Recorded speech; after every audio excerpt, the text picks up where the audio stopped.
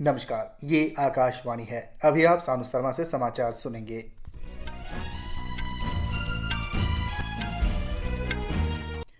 पहले मुख्य समाचार। हिमाचल प्रदेश में मूसलाधार बारिश से तबाही, शिमला में भूस्खलन और सोलन में बादल फटने से 16 लोगों की मृत्यु। मौसम विभाग ने अगले 24 घंटों के दौरान उत्तराखंड में घनघोर बारिश का अलर्ट जारी किया है। राष्ट्रपति द्रौपदी मुर्मू आज स्वतंत्रता दिवस के पूर्व संध्या पर राष्ट्र को संबोधित करेंगी। प्रधानमंत्री नरेंद्र मोदी लाल किले के प्रचार से राष्ट्रीय ध्वज फहराएंगे और देश को संबोधित करेंगे। स्वतंत्रता दिवस के अवसर पर 994 पुलिस कर्मियों को पुलिस पदक से सम्मानित किया गया। भारत का चंद्रयान-3 एक और सफल ऑर्बिट रिडक्शन के बाद चंद्रमा के और नजदीक पहुंचा। अब समाचार विस्तार से। हिमाचल प्रदेश में हो रही लगातार भारी बारिश और भूस्खलन से जनजीवन पूरी तरह अस्त व्यस्त हो गया है।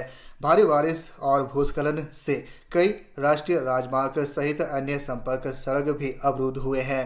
राज्य में कई जगहों पर बाढ़ और बादल फटने से आई बाढ़ और भूस्खलन से शिमला, मंडी और सोलन में मंदिर व मकानों के जमीन में धंसने से कई लोगों के दबने की सूचना है।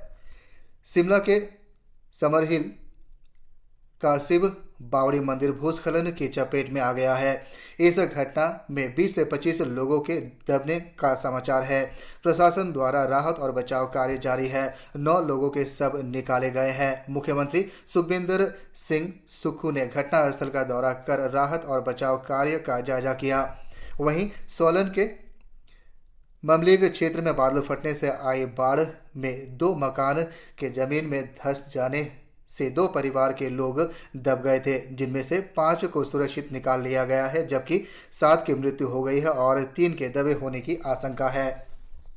उत्तराखंड के कई हिस्सों में रात से भारी से मध्यम बारिश हो रही है। इससे राज्य की प्रमुख नदियां उफान पर है। भारी बारिश और भूस्खलन के कारण चमोली जिले के कई स्थानों पर, बद्रीनाथ और उत्तरकाशी जिले में गंगोत्री और यमुनोत्री राष्ट्रीय राजमार्ग भूस्खलन के कारण अवरुद्ध हो गया है। मौसम विभाग ने देहरादून, पौड़ी, चंपावत, टिहरी, नैनीताल, हरिद्वार और उधम सिंह नगर जिले में अगले 24 घंटे के दौरान भारी वर्षा का ऑरेंज अलर्ट जारी किया है। मौसम विभाग के अनुसार इस दौरान राज्य के अन्य हिस्सों में भी मध्यम से भारी वर्षा हो सकती है।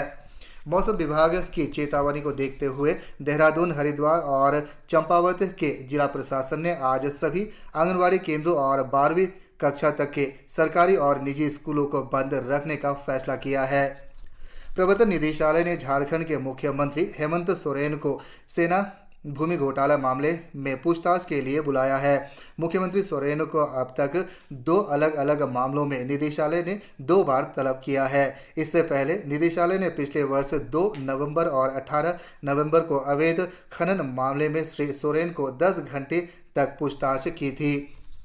निदेशालय ने केंद्रीय सुरक्षा बलों और राज्य पुलिस से पूछताछ के दौरान अतिरिक्त सुरक्षा की मांग की है। मामलों में भारतीय प्रशासनिक सेवा के निलंबित अधिकारी और रांची के पूर्व आयुक्त छवि रंजन समेत कई व्यवसायी और मुख्यमंत्री के करीबियों को निदेशालय ने गिरफ्तार कर जेल भेज दिया है। राष्ट्रपति द्रौपदी मुर्मू आज 77वें स्वतंत्रता दिवस की पूर्व संध्या पर राष्ट्र को संबोधित करेंगी। उनका यह संबोधन आकाशवाणी के समूचे राष्ट्रीय नेटवर्क पर शाम 7 बजे से प्रसारित किया जाएगा। राष्ट्रपति का संबोधन दूरदर्शन के सभी चैनलों पर हिंदी में और इसके बाद अंग्रेजी में प्रसारित किया जाएगा। दूरदर्शन पर हिंदी और अंग्रेजी के संबोधन के प्रसारण के बाद दूरदर्शन के क्षेत्रीय चैनल भी क्षेत्रीय भाषाओं में इसका प्रसारण करेंगे। आकाशवाणी से सभी संबंधित क्षेत्रीय नेटवर्क पर रात 9:30 बजे क्षेत्रीय भाषाओं में राष्ट्रपति का संबोधन प्रसारित किया जाएगा।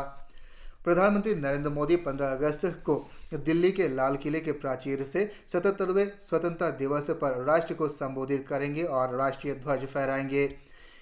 इस वर्ष स्वतंत्रता दिवस पर आज़ादी का अमृत महोत्सव समारोह का समापन भी होगा। प्रधानमंत्री नरेंद्र मोदी ने देशवासियों से अमृत काल में 2047 तक भारत को एक विकसित देश बनाने के लिए पूरे मनोयोग से कार्य करने का आग्रह किया है।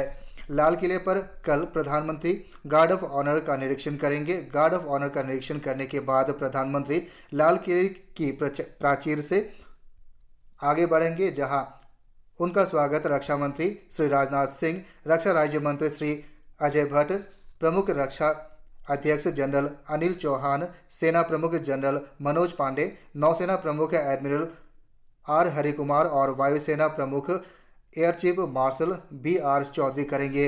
जैसे ही प्रधानमंत्री राष्ट्रीय ध्वज फहराएंगे, भारतीय वायुसेना के 2 उन्नत हल्के हेलीकॉप्टर मार्क 3 ध्रुव कार्यक्रम स्थल पर फूलों की वर्षा करेंगे। इस वर्ष इस अवसर पर को मनाने के लिए सरकार ने जन भागीदारी के दृष्टिकोण के अनुरूप कई नई पहल की है। देश से लगभग 1800 विशेष अतिथियों को आमंत्रित किया गया है। इन विशेष अतिथियों में 608 से अधिक विशेष गांवों के सरपंच, किसान उत्पादन संगठनों, प्रधानमंत्री किसान सम्मान निधि योजना, प्रधानमंत्री कौशल विकास योजना के लोग और नए संसद भवन सहित सेंट्रल विस्ता परियोजना के श्रम योगी शामिल है। प्रत्येक राज्य और केंद्र शासित प्रदेश से 75 जोड़ों को उनकी पारंपरिक वेशभूषा में आमंत्रित किया गया है। देश भर से 1100 NCC कैडेट हिस्सा लेंगे। एक अन्य आकर्षण G20 प्रतीक चिन्ह होगा, जो लाल किले पर फूलों की सजावट का भाग होगा। वर्ष 1947 में विभाजन के दौरान संघर्ष और बलिदान को याद करते हुए देश आज विभाजन विभीषिका स्मृति दिवस मना रहा है। प्रधानमंत्री नरेंद्र मोदी ने विभाजन के दौरान अपनी जान गंवाने वाले लोगों की याद में 14 अगस्त को विभाजन विभीषिका स्मृति दिवस मनाने की घोषणा की थी। श्री मोदी ने कहा था कि विभाजन के कारण लाखों लोग विस्थापित हुए और घृणा तथा हिंसा के कारण कई लोगों ने अपनी जान गंवाए। प्रधानमंत्री ने कहा कि यह दिन हमें सामाजिक विभाजन, बेमनथ्य के जहर को दूर करने और एकता, सामाजिक सद्भाव और मानव सशक्तिकरण की भावना को और मजबूत करने की याद दिलाता रहेगा। स्वतंत्रता दिवस के अवसर पर कुल 954 पुलिसकर्मियों को पुलिस पदक से सम्मानित किया गया है। केंद्रीय गृह मंत्री ने कहा है कि वीरता के लिए राष्ट्रपति पुलिस पदक केंद्रीय रिजर्व पुलिस बल को प्रदान किया गया है और वीरता के लिए पुलिस पदक 229 कर्मियों को प्रदान किया गया है। मंत्रालय के अनुसार विशिष्ट सेवा के लिए राष्ट्रपति पुलिस पदक 82 और सराहनीय सेवा के लिए पुलिस पदक 642 कर्मियों को प्रदान किया गया है। गृह मंत्रालय के अनुसार वामपंथी उग्रवाद प्रभावित क्षेत्र के 125 और जम्मू कश्मीर क्षेत्र के 71 तथा पूर्वोत्तर क्षेत्र के 11 कर्मियों को उनके साहसिक कार्यों के लिए सम्मानित किया जा रहा है। चंद्रयान 3 अब चांद के और भी अधिक नज़दीक पहुंच गया है। भारतीय अंतरिक्ष अनुसंधान संगठन इसरो ने आज अंतरिक्ष यान चंद्रयान 3 को चंद्रमा के और करीब पहुंचने के लिए महत्वपूर्ण तीसरे ऑर्बिट रिडक्शन मनूवर को सफलतापूर्वक पूरा कर लिया है। इसी के साथ ही चंद्रयान 3 चांद की अगले ऑर्बिट में प्रवेश कर गया है। इसरो ने सोशल मीडिया पर 16 अगस्त बुधवार को अगले मनूवर की योजना की सूचना दी है। इसरो ने इसी महीने की 9 तारीख को चंद्रयान 3 अंतरिक्ष यान को चंद्रमा की सतह के और करीब पहुंचाने की दूसरी महत्वपूर्ण मनूवर सफलतापूर्वक पूरी कर ली है।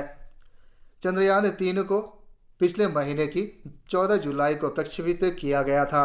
चंद्रयान 3 5 अगस्त को चंद्रमा की कक्षा में प्रवेश कर गया था। चंद्रयान 3 चंद्रन कक्ष की एक श्रृंखला के अंतर्गत परिक्रमा कर रहा है। 17 अगस्त को प्रोपल्सन मॉड्यूल लैंडर और रोवर से अलग हो जाएगा। इसरो ने 23 अगस्त को चंद्रमा की सतह पर सॉफ्ट लैंडिंग का प्रयास करने की योजना बनाई है। चांद की स्टडी के मिशन के साथ ही इसरो ने अब सूर्य को समझने की दिशा में कदम बढ़ाया है। सूर्य की अध्ययन करने वाली पहली अंतरिक्ष आधारित भारतीय वेधशाला आदित्य L1 अगले महीने प्रक्षेपण के लिए तैयार हो रहा है। इसी के साथ यह समाचार बुलेटिन समाप्त हुआ। नमस्कार। ये आकाशवाणी